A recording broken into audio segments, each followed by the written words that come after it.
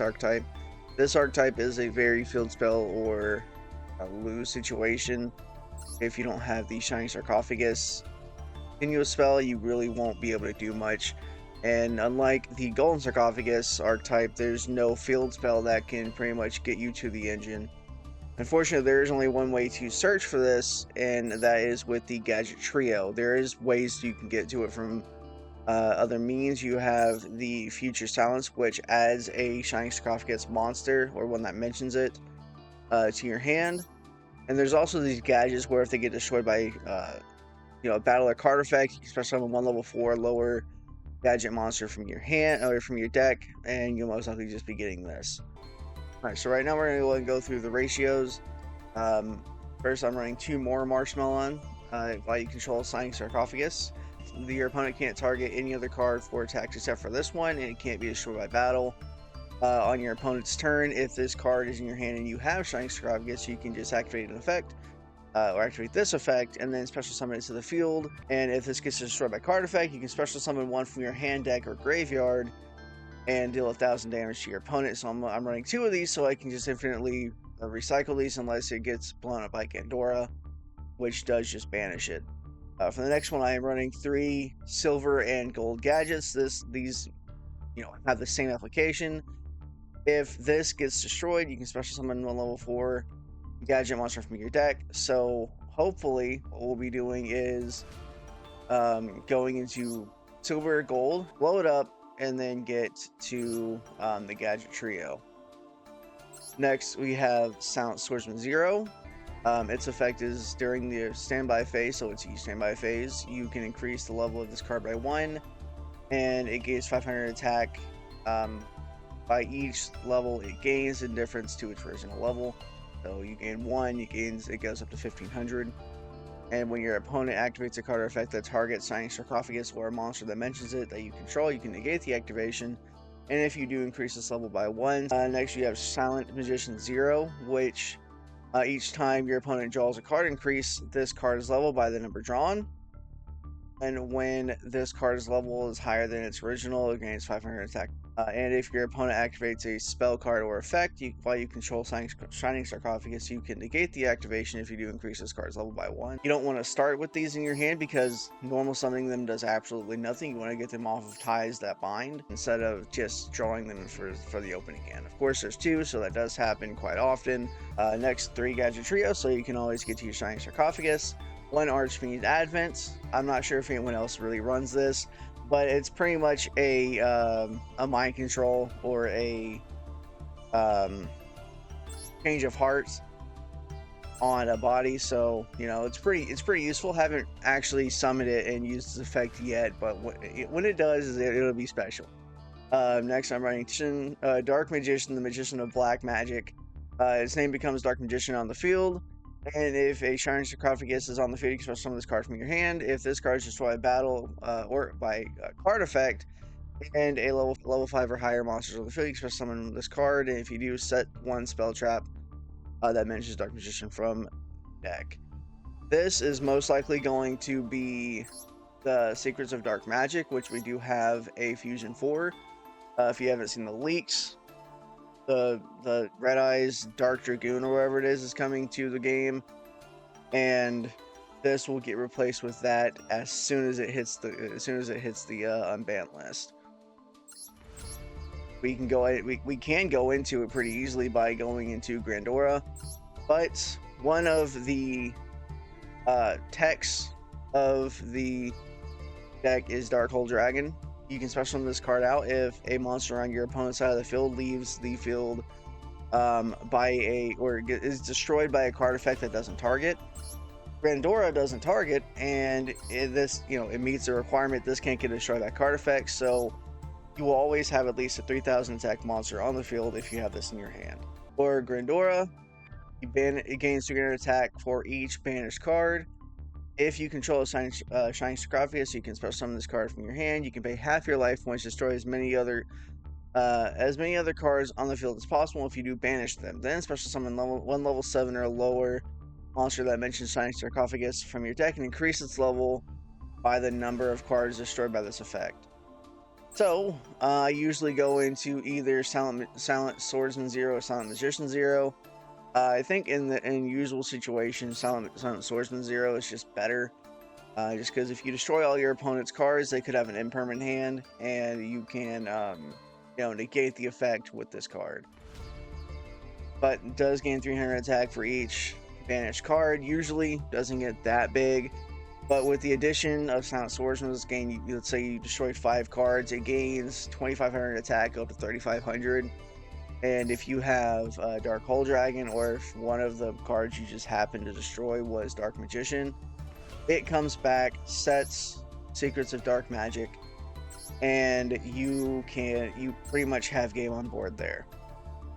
I'm running 1 Triple Texas Talent just because, it's a good card.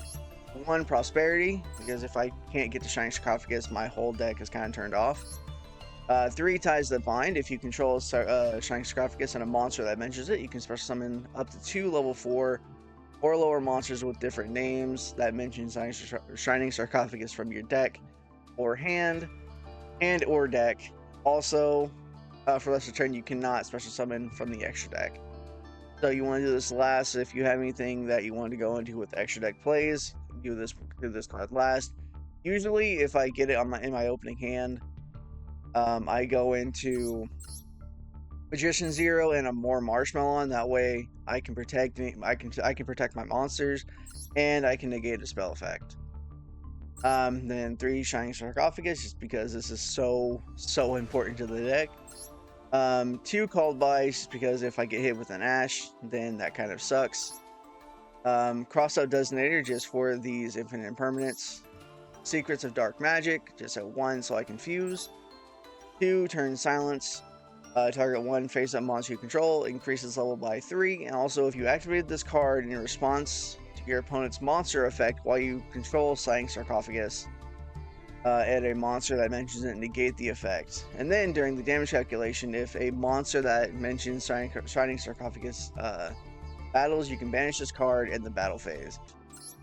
And then Future Silence, add 1 monster that mentions Shining Sarcophagus from the deck to your hand.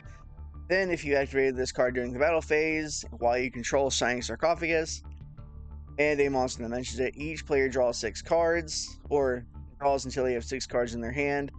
This card is so dangerous. I don't like activating it during the battle phase for obvious reasons. If your opponent has 6 cards in their hand, then it's free. But if your opponent has 0 cards in their hand, you reset their hand to better than the start of the duel. That's really scary. So I don't like activating this in the battle phase. If I do, then I better win that turn, where I'm just praying and hoping they didn't draw something they needed, which 6 cards are probably dead. It's basically a better Pot of Prosperity. 2 Infinite Permanents, just to negate effects. Dark Magic Mirror Force. When an opponent monster declares an attack and a monster or an opponent's monster effect is activated that would destroy a monster on the field, while a monster that mentions Shining Sarcophagus is on the field, you can destroy as many attack position monsters your opponent controls. Then, if you control Dark Magician, inflict damage to your opponent for each monster destroyed. Also, for the rest of the turn, after this card resolves, the first time each of your monsters would be destroyed that mentions Shining Sarcophagus by battle or card effect, it is not destroyed. This also does protect against board wipes like Raigeki. I've had a duel recently where I activated this, and then they went to their main phase 2 after they tried to attack into stuff. Didn't do anything that would actually get me, destroy anything. They Raigeki'd my board. And I had Grandora, I believe, Dark Magician, the Magician of Black Chaos, or Magician of Black Magic, and more Marshmallow, as well as Dark Hole Dragon. They Raigeki'd, nothing got destroyed, and they just surrendered right there, which is pretty funny to see. I actually didn't know it had that secondary effect, or at least it didn't protect all of them. It was really funny. Then I'm running 1 Stronghold of the Hidden Fortress. I didn't mention this before. If this gets destroyed by battle or card effect, it can set this card. And what this card does, it's pretty nutty. If you go into it on an open board state, which you most likely will because you're using Grandora. Special on this card is an effect monster. It gains 1000 attack for each Shining Sarcophagus and a monster that mentions it that you control. So you control this, this, and this. That will be 4000 attack already. And then once per turn, when a monster declares an attack, while you control Shining Sarcophagus, you can destroy that monster. That's pretty cool too. Honestly, the extra deck doesn't really matter all that much because this is more of a main deck kind of deck. But we do have some stuff. We have the Dark Magician, the Dragon Knight. This will be replaced with Dragoon as soon as it comes out.